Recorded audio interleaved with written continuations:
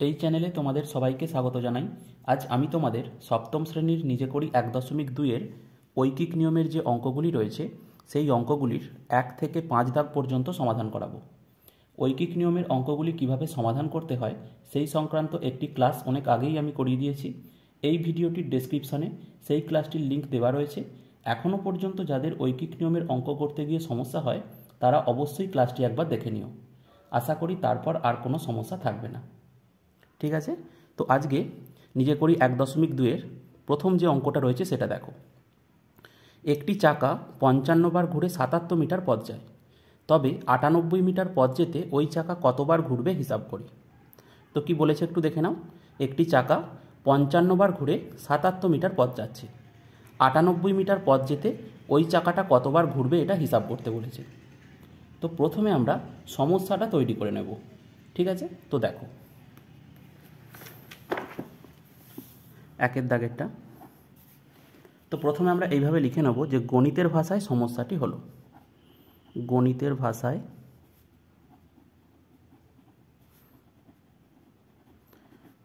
সমস্যাটি হলো। দেখো এইবার কি বার করতে বলেছে, দেখো 98 মিটার পথ যেতে ওই চাকা কতবার ঘুরবে, অর্থাৎ চাকাটা কতবার ঘুরবে এটা বার করতে বলেছে। তার মানে আমরা লিখব চাকার ঘূর্ণন। ঠিক আছে, তো যেটা বার করতে বলে সেটাকে আমরা শেষে লিখি, মানে এই ডান দিকটায় লিখতে হয়। তাহলে এই দিকটায় লিখব চাকার ঘূর্ণন। ঠিক আছে, এইবার দেখো এর একক কী দেবো, দেখো 55 বার, কত বার, তাহলে একক দেবো কি বার, এটা ব্র্যাকেটে লিখলাম বার। এইবার দেখো আরও একটা জিনিস এখানে বলা রয়েছে 77 মিটার পথ, 98 মিটার পথ, তাহলে অতিক্রান্ত দূরত্ব, বা তোমরা শুধু দূরত্ব লিখতে পারো। ঠিক আছে, তো এই দিকটায় লিখব অতিক্রান্ত দূরত্ব। এর একক কী দেবো, দেখো এখানে মিটার বলা ছিল, মিটার, তাহলে ব্র্যাকেটে লিখব মিটার। এইবার দেখো 55 বার ঘুরে 77 মিটার পথ যায়, তাহলে অতিক্রান্ত দূরত্ব কত, 77 মিটার পথ যাচ্ছে, কতবার ঘুরে 55 বার ঘুরে। ঠিক আছে, এইবার বলেছিল 98 মিটার পথ যেতে কতবার ঘুরবে, তাহলে এখন দূরত্বটা হচ্ছে 98 মিটার, আর কতবার ঘুরবে এটাই বার করতে বলেছে। তো সমস্যাটা আমরা তৈরি করে নিলাম। এইবার আমরা ঐকিক নিয়মে সমাধান করব। তার আগে এই অতিক্রান্ত দূরত্বের সাথে চাকার ঘূর্ণনের কি সম্পর্ক সেটা নির্ণয় করব। তো দেখো দেখো এখানে 77 মিটার পথ যাচ্ছে, যখন চাকাটা ঘুরছে কতবার, 55 বার। এখন যদি আমি দূরত্বটা বাড়িয়ে দিই, অর্থাৎ 77 ছিল, ধরো আমি বললাম 80 মিটার পথ যাব। ঠিক আছে, তাহলে চাকাটা কি 55 বারই ঘুরবে, না 55 বারের বেশি বার ঘুরবে, না 55 বারের কম বার ঘুরবে? তোমরা সকলেই বুঝতে পেরে গেছো। এখন যদি দূরত্বটা আমি বাড়িয়ে দিই, অর্থাৎ 80 মিটার পথ যাই, তাহলে চাকাটা এখন বেশি বার ঘুরবে, অর্থাৎ আমি ধরছি 60 বার ঘুরবে। ঠিক আছে, 60 বার ঘুরবে। আবার যদি অতিক্রান্ত দূরত্বটা কমে যায়, ধরো 77 মিটারের জায়গায় এখন আমি যাচ্ছি 50 মিটার, তাহলে চাকার ঘূর্ণনটা এই 55 বারের জায়গায় কম বার ঘুরবে, অর্থাৎ দূরত্বটা কমে গেলে চাকার ঘূর্ণনটাও কী হচ্ছে, কমে যাচ্ছে। আবার দূরত্বটা যদি বাড়িয়ে দিই তাহলে চাকার ঘূর্ণন কী হবে, বেড়ে যাচ্ছে। তাহলে আমরা দেখতে পাচ্ছি একদিকটা বাড়লে অপর দিকটা বাড়ছে, একদিকটা কমলেও অপর দিকটা কমে যাচ্ছে। তাহলে এক্ষেত্রে যে সম্পর্ক হবে সেটা হচ্ছে সরল সম্পর্ক। বুঝতে পারলে? তাহলে এইভাবে আমরা লিখে নেব যে অতিক্রান্ত দূরত্বের সাথে চাকার ঘূর্ণনের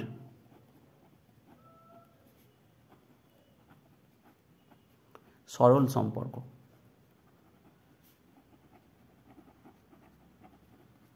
ঠিক আছে, তো এইবার আমরা ঐকিক নিয়মে সমাধান করব। তার জন্য এইভাবে লিখে নেব যে ঐকিক নিয়মে সমাধান করে পাই।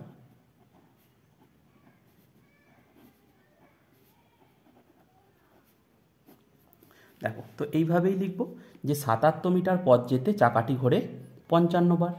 ঠিক আছে, তো ভাষাটা এইভাবে লিখব 77 মিটার পথ যেতে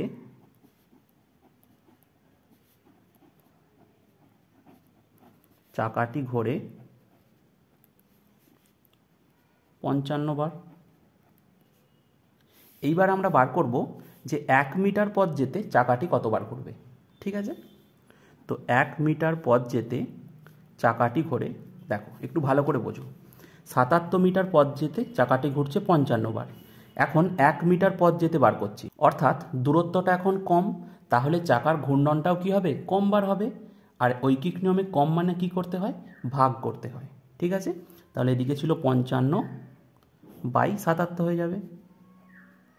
ঠিক আছে, এত বার। এইবার আমরা বার করব 98 মিটার পথ যেতে চাকাটি কতবার ঘুরবে। তাহলে এবার লিখে নেব এইভাবে যে 98 মিটার পথ যেতে চাকাটি ঘোরে। দেখো এবার এই লাইনটাকে এখন ভুলে যাও, আগেরটার সাপেক্ষে দেখতে হবে, আগের যে লাইনটা রয়েছে সেইটার সাপেক্ষে এটা লিখব। দেখো 1 মিটার পথ যেতে চাকাটি ঘুরছিল 55/77 বার, মানে কম বার ঘুরছিল। এখন 98 মিটার পথ যাচ্ছি, অর্থাৎ দূরত্বটা এখন বেড়ে গেল, তাহলে চাকার ঘূর্ণনটা কি হয়ে যাবে, বেড়ে যাবে। আর ঐকিক নিয়মে বেড়ে যাওয়া মানে বেশি হওয়া মানে কি, সেটাকে গুণ করতে হবে। কম হওয়া মানে সেটাকে ভাগ, আর বেশি মানে সেটাকে গুণ। বুঝতে পারলে? তো 55/77 যেমন ছিল লিখব, আর এই 98টা কী করে দেবো, গুণ করে দেবো, গুণ 98 এত বার। বুঝতে পারলে? তো এইবার আমরা কাটাকাটি করব। দেখো 11 7 77, 11 5 55, 7 1 7, 7 14 98।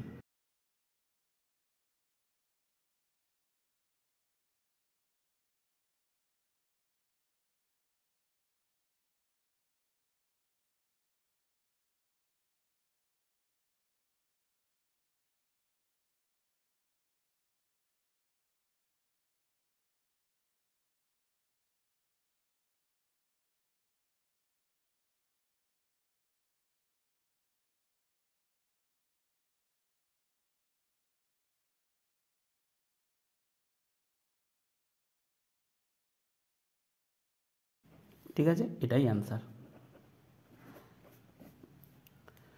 তো এর পরের অঙ্কটা দেখো, 2-এর দাগেরটা, দীপ্তার্ক প্রত্যেক সপ্তাহে একদিন সাঁতার শিখতে যায়, 364 দিনে সে মোট কতদিন সাঁতার শিখতে যায় হিসাব করি। তো দেখো দীপ্তার্ক প্রত্যেক সপ্তাহে একদিন করে সাঁতার শিখতে যায়, 364 দিনে সে মোট কতদিন সাঁতার শিখতে যায় এটা আমাদের হিসাব করতে বলেছে। তো দেখো এখানে বলেছে প্রত্যেক সপ্তাহে একদিন সাঁতার শিখতে যায়, এটার মানে হচ্ছে প্রত্যেক সপ্তাহ মানে কি, এক সপ্তাহে একদিন যায়, আর এক সপ্তাহ মানেই আমরা জানি কি 7 দিন, তার মানে 7 দিনের মধ্যে সে একদিন সাঁতার শিখতে যায়। 364 দিনের মধ্যে সে কতদিন সাঁতার শিখতে যাবে এটা আমাদের বার করতে বলেছে। তো আমাদের প্রথম কাজ সমস্যাটা তৈরি করে নেওয়া। দেখো 2-এর দাগেরটা, তো প্রথমে এইভাবে লিখে নেব যে গণিতের ভাষায়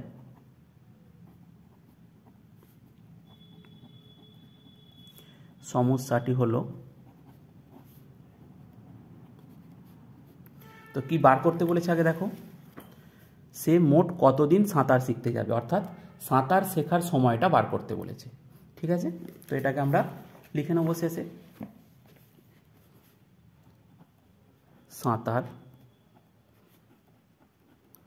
শেখার সময়, ব্র্যাকেটে কি দেবো, কত দিন বলেছিল তার মানে ব্র্যাকেটে দেবো দিন। আর এই দিকটায় কি লিখব, এই যে এখানে বলা ছিল প্রত্যেক সপ্তাহে একদিন সাঁতার শিখতে যায়, তো এটা সাঁতার শেখার সময়, আর এটা হচ্ছে মোট সময়। ঠিক আছে, তো এই দিকটা আমরা লিখব কি, মোট সময়।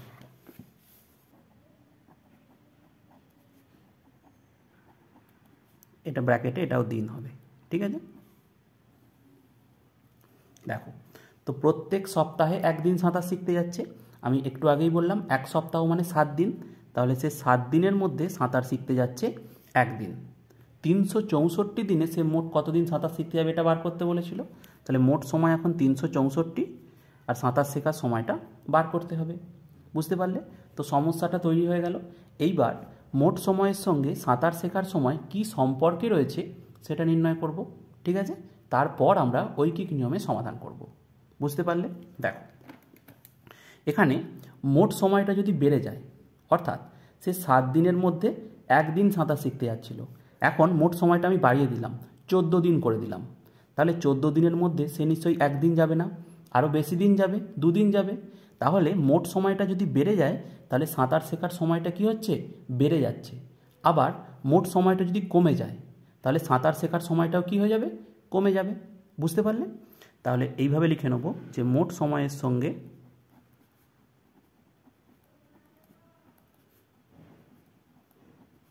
সাঁতার শেখার সময়ের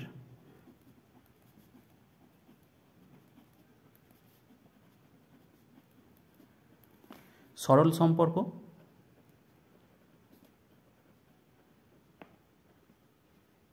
ঠিক আছে, কারণ একদিকটা বাড়লে অপর দিকটা বাড়ছে, আবার একদিকটা কমে গেলে অপর দিকটা কমে যাচ্ছে, সেই জন্য এটা সরল সম্পর্ক হলো। তো এইবার আমরা আগের মতো লিখে নেব যে ঐকিক নিয়মে সমাধান করে পাই। ঐকিক নিয়মে সমাধান করে পাই। দেখো, তো আমরা এইভাবে লিখব, 7 দিনের মধ্যে সাঁতার শিখতে যায় একদিন। আচ্ছা, এখানে দীপ্তার্ক লিখে দেবে। দীপ্তার্ক 7 দিনের মধ্যে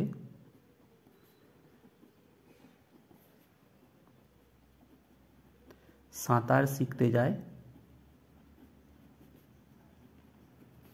একদিন। ঠিক আছে, এইবার আমরা বার করব একদিনের মধ্যে সে কতদিন সাঁতার শিখতে যায়। বুঝতে পারলে? তো একদিনের মধ্যে সাঁতার শিখতে যায়, দেখো 7 দিনের মধ্যে সাঁতার শিখতে যাচ্ছে একদিন।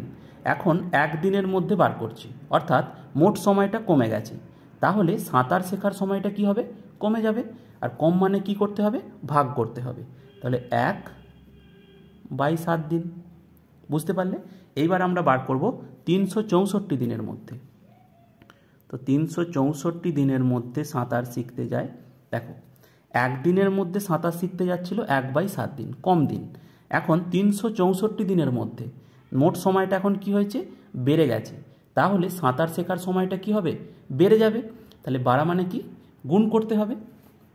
তাহলে 1/7 গুণ 364 এত দিন। ঠিক আছে, তো এই কাটাকাটিটা আমি পরের পাতায় করছি। দেখো, এখানে ছিল হচ্ছে 1/7 গুণ 364 এত দিন ছিল। তাহলে 7 দিয়ে কাটাকাটি যাবে, 7 একে 7, 7 5-এ 35 আর 7 2-এ 14, 52। তাহলে 52 গুণ 1 মানে 52ই হবে। তাহলে 52 দিন। তাহলে 364 দিনের মধ্যে সাঁতার শিখতে যায় কত দিন, 52 দিন। তো উত্তরটা এটাই জানতে চেয়েছিল। আমরা এবার এইভাবে লিখে নেব যে অতএব 364 দিনের মধ্যে সে মোট কতদিন সাঁতার শিখতে যায়। তাহলে 364 দিনের মধ্যে সে মোট 52 দিন সাঁতার শিখতে যায়। বুঝতে পারলে? এটাই অ্যান্সার। তো পরের অঙ্কটা দেখো, 3-এরটা, কবিতার 120টি কাগজের প্রয়োজন, প্রত্যেক দিস্তায় 24টি কাগজ আছে, কবিতা কত দিস্তা কাগজ কিনবে হিসাব করি। তো কবিতার 120টি কাগজের প্রয়োজন, প্রত্যেক দিস্তায় 24টি কাগজ আছে। ভালো করে খেয়াল করো, প্রত্যেক দিস্তায় মানে এক দিস্তায় কাগজ আছে কটা, 24টা। তাহলে কবিতার কত দিস্তা কাগজ কিনবে সেটা আমাদের বার করতে বলেছে। তো এখানে কি বার করতে বলেছে, কত দিস্তা কাগজ কিনবে, অর্থাৎ দিস্তা সংখ্যাটা বার করতে বলেছে। তাই যেটা বার করতে বলে সেটাকে আমরা কোথায় লিখি, সমস্যাটার ডান দিকে। তো এবার আমরা সমস্যাটা তৈরি করব। দেখো, 3-এরটা, তো তার জন্য প্রথমে এটা লিখতেই হয়, লিখে নেব গণিতের ভাষায় সমস্যাটি হলো, বার করতে কি বলেছে, কবিতার কত দিস্তা কাগজ প্রয়োজন। তাহলে এখানে দিস্তা সংখ্যা এটা শেষে লিখব, ব্র্যাকেটে টি। আরও একটা বলা রয়েছে, দেখো এখানে যে 120টি কাগজের প্রয়োজন, তাহলে এখানে কাগজের পরিমাণ, ঠিক আছে, কাগজের পরিমাণ। ব্র্যাকেটে লিখব, এটাও টি। তো দেখো, কবিতার কটা কাগজের প্রয়োজন? 120টা কাগজের প্রয়োজন। প্রত্যেক দিস্তায় 24টি কাগজ আছে। একটু আগেই আমি তোমাদের বলে দিলাম, প্রত্যেক দিস্তায় 24টি কাগজ মানে 24টি কাগজ আছে এক দিস্তায়। ঠিক আছে, তো আমরা এইভাবে লিখব। তাহলে কাগজের পরিমাণ কটা? 24টা। 24টা কাগজ আছে কত দিস্তায়? এক দিস্তায়। এইবার প্রশ্নটা একটু লক্ষ্য করো, কবিতার কটা কাগজের প্রয়োজন? 120টা কাগজের প্রয়োজন। তো 120টা কাগজ কত দিস্তায় আছে সেটাই আমাদের বার করতে হবে। ঠিক আছে, তাহলে এবার এখানে লিখব কাগজের পরিমাণে 120টি কাগজ কত দিস্তায় আছে। ঠিক আছে, তো সমস্যাটা তৈরি হয়ে গেল। এবার কি সম্পর্কে রয়েছে এটা আমরা নির্ণয় করব। দেখো, কাগজের পরিমাণ আর দিস্তা সংখ্যা। আচ্ছা, কাগজের পরিমাণ যদি বাড়ে তাহলে দিস্তা সংখ্যা কি হবে? বাড়বে। ঠিক আছে, 24টা কাগজ আছে ক দিস্তায়? এক দিস্তায়। এখন যদি আমি বলি 48টা কাগজ কত দিস্তায় থাকবে, তাহলে কি হবে? দিস্তা সংখ্যাটা বেড়ে যাবে, 2 দিস্তা হয়ে যাবে তখন।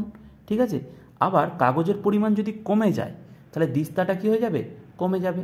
তাহলে একদিকটা বাড়লে অপর দিকটা বাড়ছে, একদিকটা কমলে অপর দিকটা কমছে। এক্ষেত্রে যে সম্পর্ক সেটা হচ্ছে সরল সম্পর্ক। তো এটাই আমরা লিখব যে কাগজের পরিমাণের সঙ্গে কাগজের পরিমাণের সঙ্গে দিস্তা সংখ্যার সরল সম্পর্ক। ঠিক আছে, তো এবার যেমন লিখতে হয় লিখে নেব যে ঐকিক নিয়মে সমাধান করে পাই, ঐকিক নিয়মে সমাধান করে পাই।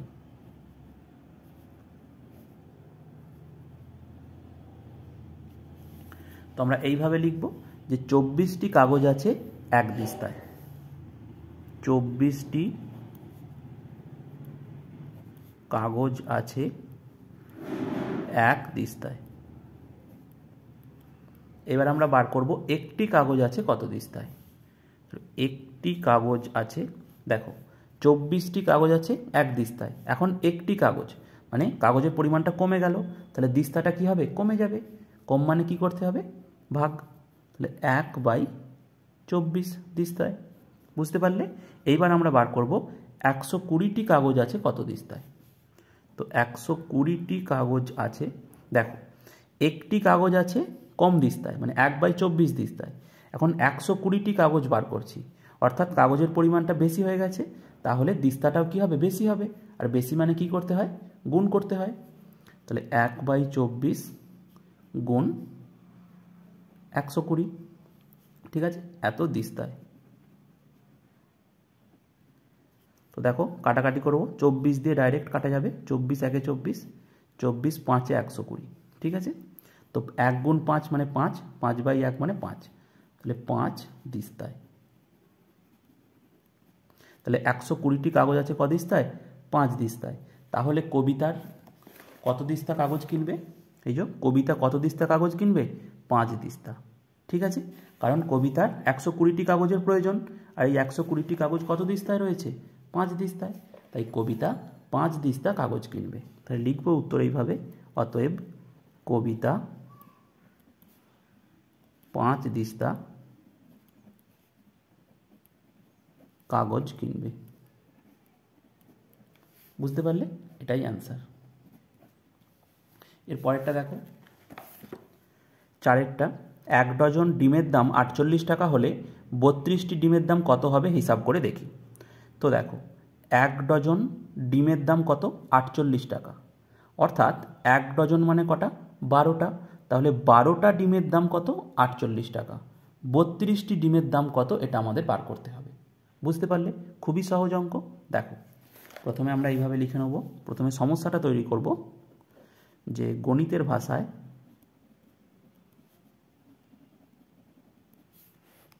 সমস্যাটি হলো কি বার করতে বলেছে এখানে? 32টি ডিমের দাম কত, অর্থাৎ ডিমের মূল্যটা বার করতে হবে। তাই এটাকে আমরা কোথায় লিখে নেব? শেষে ডিমের মূল্য, বা তোমরা এখানে ডিমের দামও লিখতে পারো। ঠিক আছে, ব্র্যাকেটে টাকা। আর একটা দেখো এখানে বলা আছে কি, এই যে 32টি ডিম, 1 ডজন মানে 12টি ডিম, এগুলো কি ডিমের পরিমাণ বা ডিমের সংখ্যা। ঠিক আছে,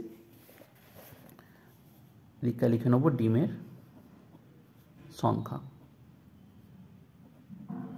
ব্র্যাকেটে টি। তো দেখো এবার বসাবো সংখ্যাগুলো। 1 ডজন ডিমের দাম 48 টাকা, তাহলে 1 ডজন মানে 12টা, তাহলে 12টা ডিমের দাম 48 টাকা। তাহলে ডিমের সংখ্যার জায়গায় 12টি, আর ডিমের মূল্য কত? 48 টাকা। 12টি ডিমের দাম 48 টাকা। 32টি ডিমের দাম কত? তাহলে ডিমের সংখ্যার জায়গায় কত বসাবো? 32, আর ডিমের মূল্য কত এটাই বার করতে হবে। ঠিক আছে, সমস্যা তৈরি হয়ে গেল। এবার আমরা সম্পর্কটা নির্ণয় করব। দেখো, ডিমের সংখ্যা আর ডিমের মূল্য, একটু ভালো করে তোমরা ভাবো। ডিমের সংখ্যা যদি বাড়াই তাহলে ডিমের মূল্য বাড়বে না কমবে? আমি 12টা ডিম কিনছিলাম 48 টাকা দিয়ে, এখন যদি আমি 24টা ডিম কিনি তাহলে নিশ্চয়ই তুমি 48 টাকা দোকানদারকে দেবে না, 48 টাকার বেশি টাকা দিতে হবে। ঠিক আছে, তাহলে ডিমের সংখ্যা বাড়লে ডিমের মূল্যটা কী হচ্ছে? বেড়ে যাচ্ছে। আবার যদি ডিমের সংখ্যা কমিয়ে দাও, তুমি 12টা ডিম কিনছিলে, এখন 12টা ডিম না কিনে তুমি 6টা ডিম কেনো, তাহলে ডিমের মূল্যটা কী হবে? এই 48-এর থেকে অনেক কম হবে, মানে তুমি দোকানদারকে কম টাকা দেবে। ঠিক আছে, তাহলে কম ডিম কিনলে কম টাকা দিচ্ছ, তাহলে একদিকটা কমলে কী হচ্ছে? অপর দিকটা কমছে, আবার একদিকটা বাড়ালে অপর দিকটা বাড়ছে। তাহলে এক্ষেত্রে যে সম্পর্ক হবে সেটা হবে সরল সম্পর্ক। তাহলে লিখে নেব এইভাবে, ডিমের সংখ্যার সঙ্গে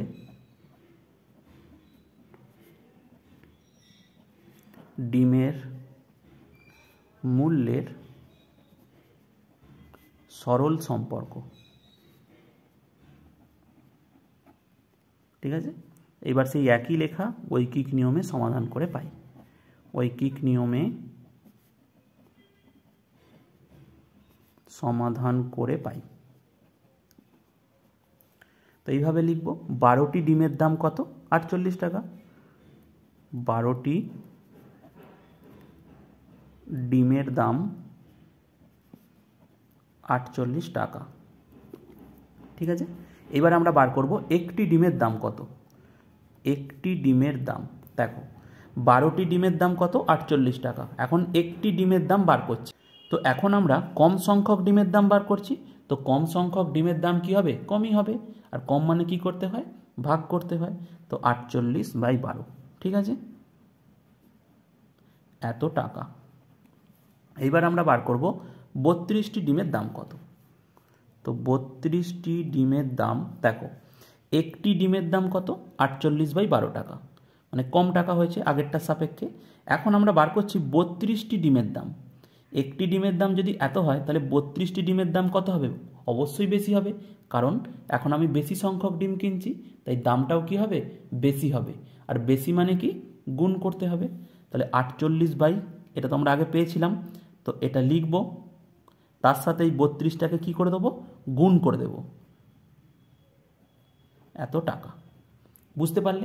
তো এইবার আমরা কাটাকাটি করে নেব। দেখো 12 একে 12, 12 4-এ 48, আর কিছু কাটাকাটি যাবে না। তাহলে 4 গুণ 32 কত হয়? 32কে যদি 4 দিয়ে গুণ করা হয়, 4 দুগুণে 8, 4 3-এ 12, 128। তো 128কে 1 দিয়ে ভাগ করলে কত হবে? 128ই হবে, 128 টাকা। তো 32টি ডিমের দাম কত পেলাম? 128 টাকা। এটাই উত্তর, এটাই জানতে চেয়েছিল। বুঝতে পারলে?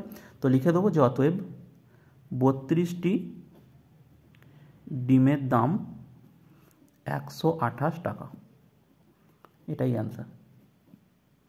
তো এর পরের অঙ্কটা এবার দেখো, 5-এর দাগেরটা দেখো, প্রতিদিন 5 ঘন্টা কাজ করলে 30 দিনে একটি কাজ শেষ করা যায়। প্রতিদিন 6 ঘন্টা কাজ করলে কত দিনে সেই কাজ শেষ করা যাবে হিসাব করি। তো দেখো, প্রতিদিন 5 ঘন্টা কাজ করলে 30 দিনে একটি কাজ শেষ করা যায়। প্রতিদিন 6 ঘন্টা কাজ করলে কত দিনে সেই কাজ শেষ করা যাবে সেটা হিসাব করতে বলেছে। ঠিক আছে, তো আমাদের প্রথম কাজ গণিতের ভাষায় সমস্যাটা তৈরি করে নেওয়া। ঠিক আছে, তো দেখো আমরা এইভাবে লিখে নেব 5-এর দাগের অঙ্কটা, গণিতের ভাষায় সমস্যাটি হলো, দেখো কি বার করতে বলেছে? প্রতিদিন 6 ঘন্টা কাজ করলে কত দিনে সেই কাজ শেষ করা যাবে, কত দিনে, অর্থাৎ সময়টা বার করতে হবে। ঠিক আছে, তো যেটা বার করতে হয় সেটাকে আমরা এই ডান দিকটায় লিখি। তো সময় ব্র্যাকেটে দেখব দিন।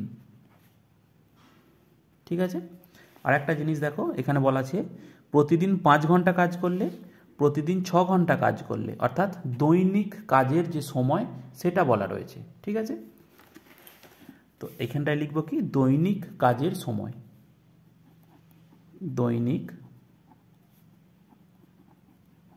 কাজের সময়, ব্র্যাকেটে লিখব ঘন্টা।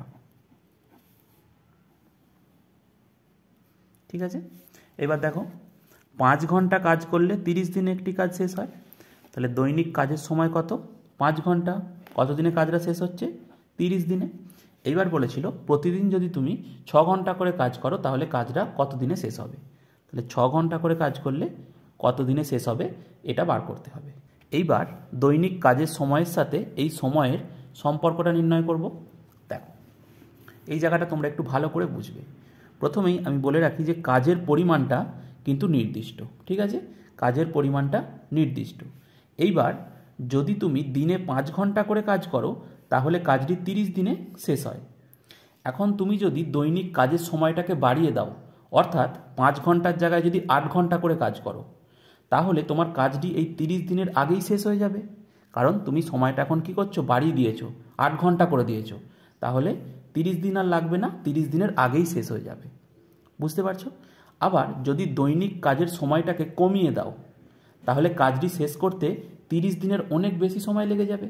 ঠিক আছে, তাহলে তোমরা দেখতে পাচ্ছ যদি দৈনিক কাজের সময়টাকে বাড়াই তাহলে এই সময়টা কম লাগছে, আর দৈনিক কাজের সময়টাকে যদি কমিয়ে দিই তাহলে সময়টা বেশি লাগছে। তো একদিকটা বাড়লে অপর দিকটা কমছে, আবার একদিকটা কমালে অপর দিকটা বাড়ছে। তাহলে এক্ষেত্রে যে সম্পর্কটা হবে সেটা হবে ব্যস্ত সম্পর্ক বা বিপরীত সম্পর্ক। ঠিক আছে, তাহলে এইভাবে আমরা লিখে নেব যে দৈনিক কাজের সময়ের সঙ্গে সময়ের ব্যস্ত সম্পর্ক। ঠিক আছে, তো এবার ঐকিক নিয়মে সমাধান করব। ঐকিক নিয়মে সমাধান করে পাই।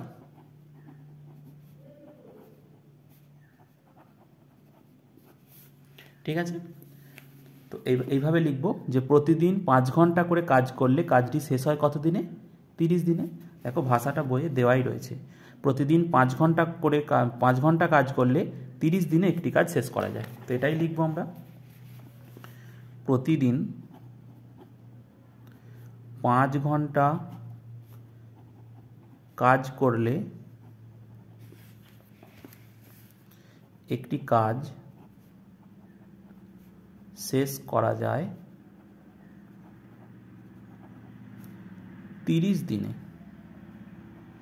ঠিক আছে, এইবার আমরা বার করব প্রতিদিন 1 ঘন্টা কাজ করলে একটি কাজ কত দিনে শেষ করা যায়। তো প্রতিদিন 1 ঘন্টা কাজ করলে একটি কাজ শেষ করা যায়। দেখো 5 ঘন্টা কাজ করলে একটি কাজ শেষ করা যাচ্ছে 30 দিনে। এখন 1 ঘন্টা করে কাজ করছি, প্রতিদিন 1 ঘন্টা করে কাজ করছি, অর্থাৎ দৈনিক কাজের সময়টা কমিয়ে দিয়েছি, তাহলে কাজটা শেষ করতে আমার অনেক বেশি দিন লেগে যাবে। আর বেশি মানে কি করতে হবে, গুণ করে দিতে হবে। তো 30 গুণ 5 করে দেবো। বুঝতে পারলে? এইবার বার করব দৈনিক যদি 6 ঘন্টা করে কাজ করা হয়, প্রতিদিন 6 ঘন্টা কাজ করলে একটি কাজ শেষ করা যায়। দেখো 1 ঘন্টা কাজ করলে একটি কাজ শেষ করা যায় 30 গুণ 5 দিনে। ঠিক আছে, এখন 6 ঘন্টা করে কাজ করছি, অর্থাৎ কাজের পরিমাণটা এখন কি করেছি, মানে কাজের যে সময়টা সেটাকে বাড়িয়ে দিয়েছি, তাহলে কাজটা কম দিনেই আমার শেষ হয়ে যাবে। আর কম মানে কি করতে হবে, ভাগ করতে হবে। তাহলে 30 গুণ 5 তো আমার ছিল, এটা লিখে নেব, আর ভাগ মানে বাই 6। বুঝতে পারলে? এত দিনে এবার কাটাকাটি করব, 6 একে 6, 6 5-এ 30, তাহলে 5 গুণ 5 মানে কত, 25, 25 বাই 1 মানে 25 দিনে। বুঝতে পারলে? তো এটাই বার করতে বলেছিল, তাহলে উত্তর বেরিয়ে গেল 25 দিনে। তাহলে অতএব প্রতিদিন 6 ঘন্টা কাজ করলে 25 দিনে কাজটি শেষ করা যাবে। ঠিক আছে,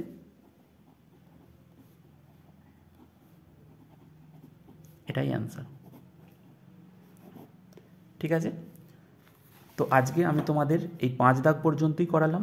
এর পরবর্তী ক্লাসে 6 দাগ থেকে যে অঙ্কগুলো রয়েছে সেই অঙ্কগুলো সমাধান করাবো। আর আজকের ক্লাসটি কেমন লাগলো সেটি তোমরা অবশ্যই কমেন্টে জানাবে। যদি তোমাদের ভালো লেগে থাকে তাহলে অবশ্যই একটি লাইক ও বন্ধুদের সাথে শেয়ার করতে পারো। এছাড়াও পরবর্তী অধ্যায়গুলির সম্পূর্ণ সমাধান দেখতে তোমরা এই চ্যানেলটিকে সাবস্ক্রাইবও করতে পারো। Thank you.